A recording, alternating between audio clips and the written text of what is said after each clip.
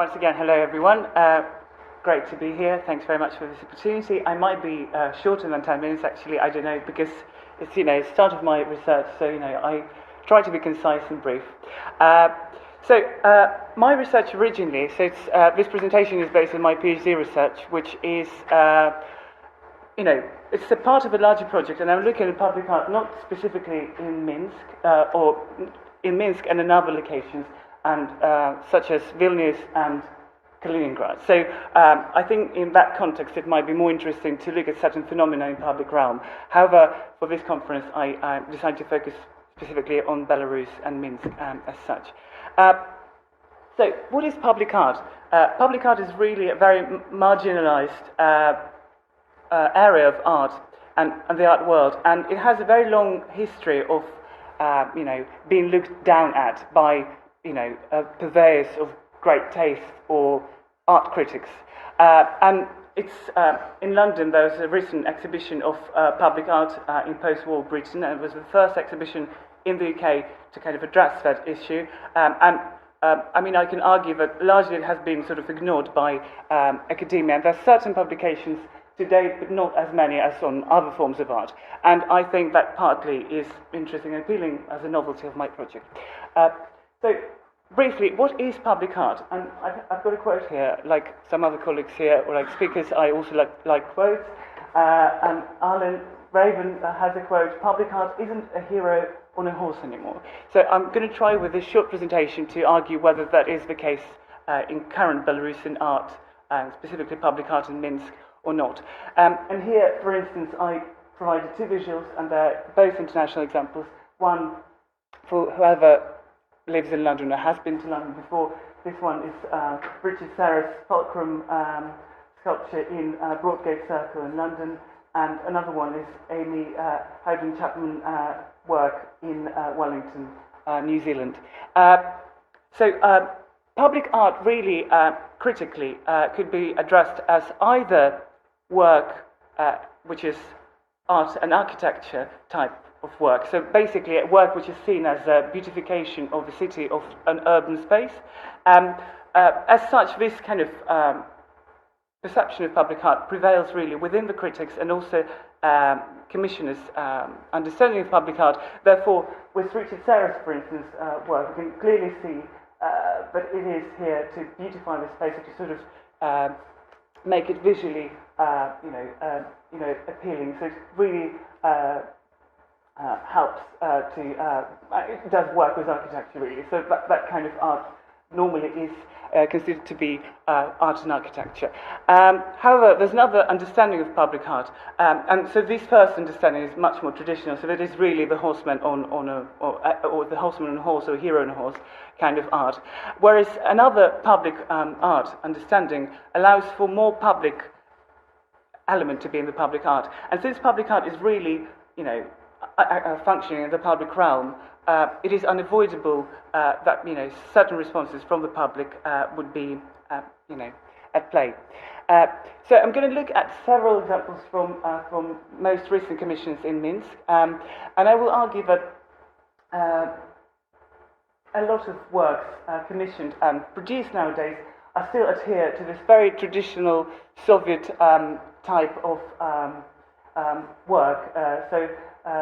Clearly, in terms of its aesthetics, they are quite Soviet, and also they are celebrating the people, or the common people. So one of the sculptures here is Ostrogorski sculpture, The Street Cleaner, commissioned in 2010, and then Valentin Zankovich, The Forester, in 2015. In fact, Valentin Zankovich, for people who might not have heard of him before, he's one of the most prominent sculptors in Belarus, and he created the famous Katyn Memorial, which is one of the important monuments in Soviet sculpture or monumental sculpture.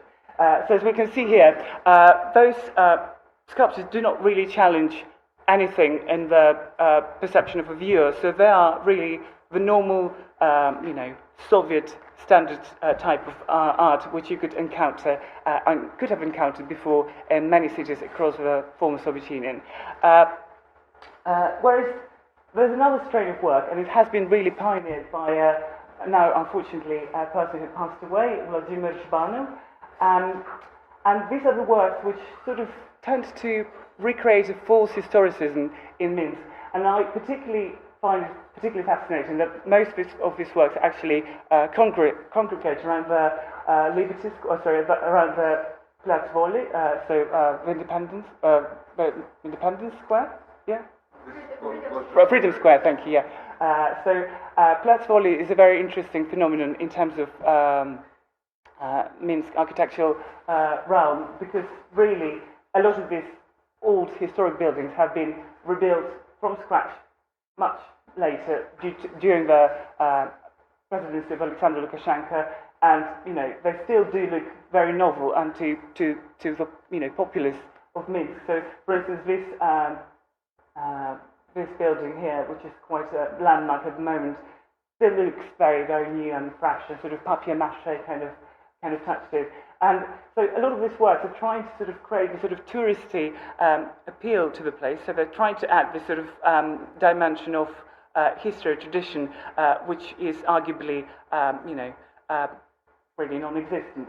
However, it is interesting to note that public art, which tries to challenge certain norms or perception in our society in Belarus, is not really favoured, due to obvious reasons. I would argue that later on that public space and public realm is really still to be reclaimed in Belarus. Evidences are the silent protests, which have been mentioned earlier today, the arrests of the participants. So technically, that could be seen as public art as well. So it's a form of public engagement with the public space, and I haven't mentioned it previously, but public art as art in public interest has a lot of works which are performance art. So it's not necessarily sculptural work. It could be any sort of performative act in the public space. So those kind of manifestations, and also Goethe Institute project, which I'm going to talk about in a minute, certain controversies around that, help me conclude that public art is really still, public space, is still to be reclaimed in Belarus. So, however, actually, in fact, I'm going to go to that slide a bit later on. A very interesting player in Belarus cultural environment is Goethe Institute, and they do support a lot of commissions which are, promoting contemporary modern art, which are promoting, certain challenges to the public realm. So, one of the projects, and the sculpture to the left here, I've actually used on the first slide as well. So that was a project by Belarusian artist Mikhail Golin, who chose to engage with public space in his own way.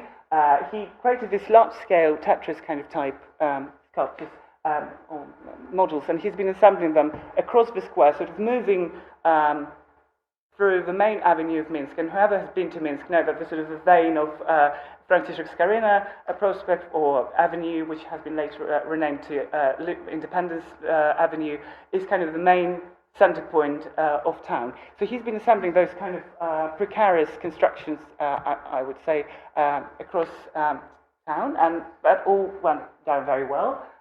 In fact, everyone ignored it as a normal reaction to public art in Belarus. However, not until he moved to the to the most symbolic and important square, I'd argue, in Minsk, which is the Kostryczny Square, or October Square, the Square of October Revolution, where he's been immediately arrested and fired from his position as a university teacher on the next day. So I think, that kind of emptiness of the public space here immediately becomes, animated and alive, and you kind of realise, right, so there might be no actions, there might be no laws at play, but in fact there are. And when somebody tends to challenge those laws or engage with them critically, or not in a more Soviet or due to the touristy way, then here might be the question, might be some consequences as well.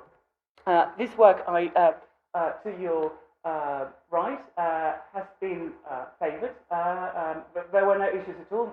However, it's also been sponsored by Goethe Institute, and it's by a brilliant, I think, Belarusian artist who luckily is working very actively in Belarus at the moment, Ales Kudrashov, and he's created this Eternity Corridor, this sort of actually a very brilliant monument because it wasn't a permanent monument. It was only in the square for a couple of months, or a month, I think.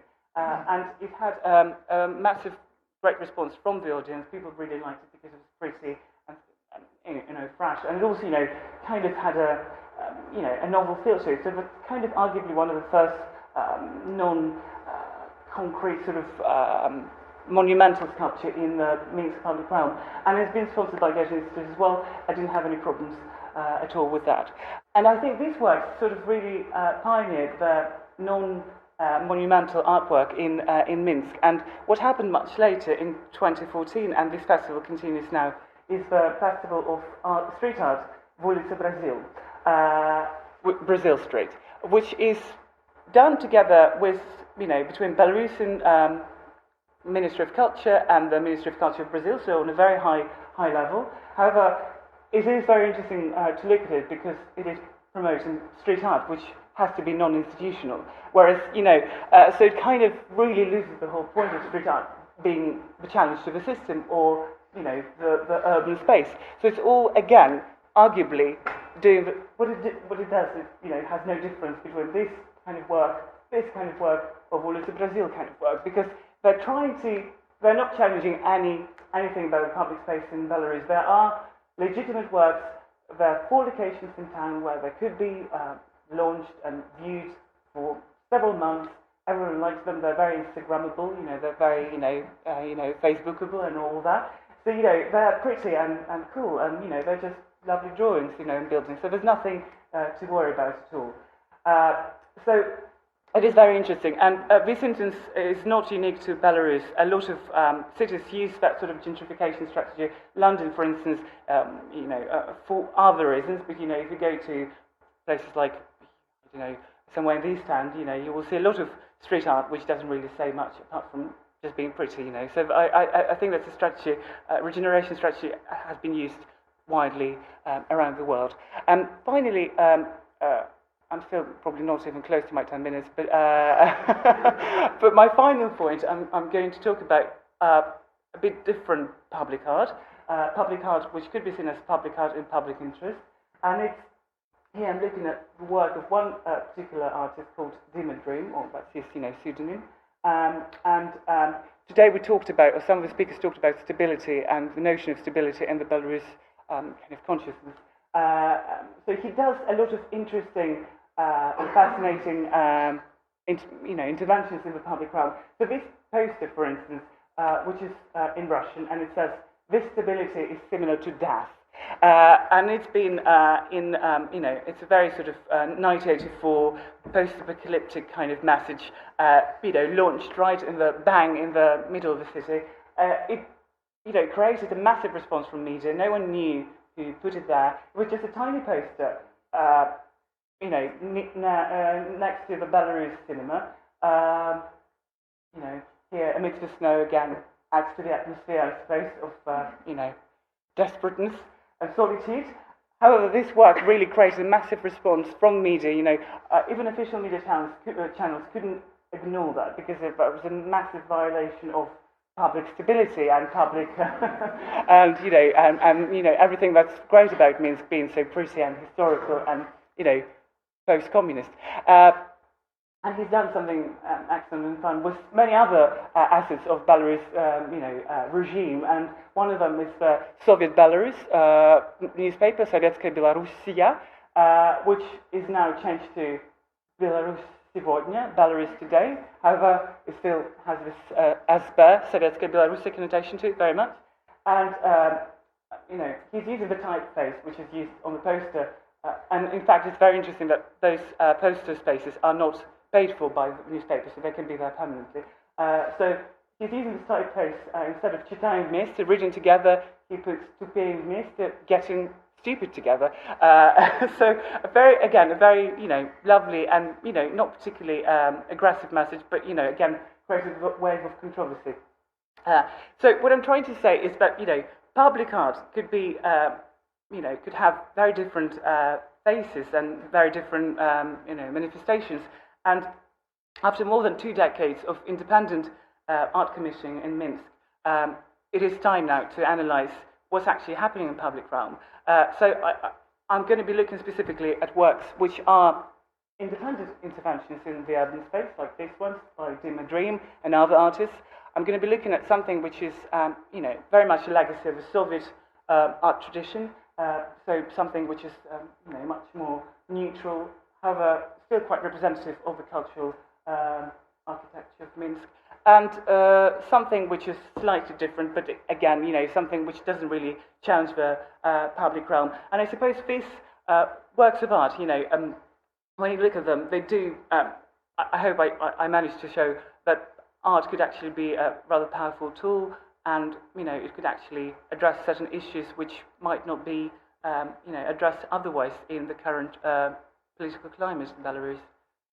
Well, that'd be all. Thanks very much. Thanks, Rod. Thank you.